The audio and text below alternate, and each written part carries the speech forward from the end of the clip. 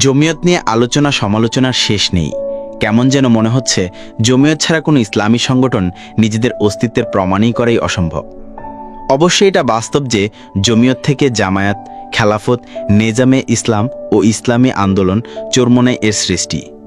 জমিয়ত নামক গাছের ডালগুলো আজ যেন তাদের গোড়াকেই ভুলে নিজের অস্তিত্ব খুঁজতে শুরু করেছে। মানুষের দেহে তার মাথা যতই বড় হোক, সেটা ছাড়া তার অস্তিত্বই অসম্ভব। এটা হয়তো গাছের ডালগুলো ভুলে যাচ্ছে। যেই বাবা তার সন্তানদেরকে হাতে ধরে হাঁটা শিখালেন, সেই বাবাকে আজ সন্তানরা দৌড়ে হারাতে চায়। ছেলেদেরকে বাবা জমিয়ত যেন বলতে চায়, শোনো, হয়তো তোমরা এখনো বুঝোনি, রাজনীতি শুধু ক্ষমতার চেয়ারে বসে রাষ্ট্র পরিচালনা করা নয়। রাজনীতি হলো ক্ষমতার মাধ্যমে আদর্শ ও ইনসাফ বাস্তবায়ন করার নাম। সম্প্রতি 5 অগাস্ট 2024 সালের পর থেকেই জমিয়তের আদর্শ যেন অনেকের গলায় কাঁটায় পরিণত হয়েছে। ইসলাম ও দেশের স্বার্থ জমিয়ত সবচেয়ে আগেই রাখে। এই নীতি আজ ইসলামী দলগুলো কলিজা ফেটে স্বীকার করতে হচ্ছে। ইসলামী দলগুলো জোট করতে পারছে না জমিয়ত ছাড়া, কিভাবেই বা করবে? এখন পর্যন্ত যত ইসলামী জোট হয়েছে সবগুলোর নেতৃত্ব দিয়েছিল জমিয়ত। এটা গুগল, ইউটিউব খুঁজলে নিজেরাই দেখতে পাবে।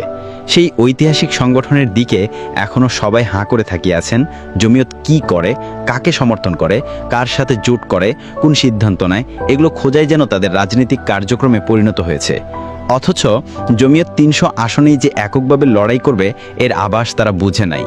জমিয়ত ইতিমধ্যে যে কয়টি আসনে প্রার্থী ঘোষণা করেছে, তাদের কার্যক্রম, গণসংযোগ, প্রচার, সমাবেশ, পথসভা ইত্যাদি বলে দিচ্ছে জমিয়ত হয়তো কোনো জোট ছাড়াই একক নির্বাচনে অংশ নেবে। ইতিমধ্যে অনেক সংগঠন প্রার্থী ঘোষণা করেও মাঠে ছাড়তে চান না প্রার্থীদের। তাদের হয়তো জোট করে নির্বাচন করার শখ অতিরিক্ত মাত্রায় আছে। তারপরেও অনলাইনে অফলাইনে জমিয়তকে অমুক দল তমুক দলের জোটে ঢুকিয়ে দিতে মরিয়া হয়ে যাচ্ছেন অনেকেই। কেউ তো আবার অনলাইনে জমিয়তকে 5-7টি আসনও দিয়ে দিচ্ছেন। অথচ কর্মীরা দূরের কথা, জমিয়তের কেন্দ্রীয় নেতারাও বিশ্বাস করতে পারেননি যে অনলাইনে আসন দেওয়া চলছে। জমিয়তের মুখপত্র হলেন জমিয়তের মহাসচিব। ওনার বক্তব্যই দল ও সংগঠনের সকল নেতাকর্মীর বক্তব্য বলে বিবেচিত হয়। সংগঠনের একজন নেতার বক্তব্যকে কেন্দ্র করে যে পর্যন্ত দলকে নিয়ে সমালোচনা করেছেন, এই সমালোচনা কি ডক্টর মাসুদ হরজত ওমর রাজিয়াল্লাহ আনহুকে নিয়ে যে জঘন্য বক্তব্য দিয়েছে সেটার বেলায় করেছেন? এই সমালোচনা কি চরমোনাইয়ের নারায়ণগঞ্জের আমির রাসুলের লিবাস পাগড়ি পরে পূজায় গিয়ে উৎসব পালনের বেলায় করেছেন? অথচ জমিয়তের নেতাকর্মীরাই জমিয়ত নেতার পক্ষে সাফাই না গিয়ে এমন বক্তব্য প্রত্যাখ্যান করেছে। এরকম সাহস দেখাতে পারবে কোন সংগঠন?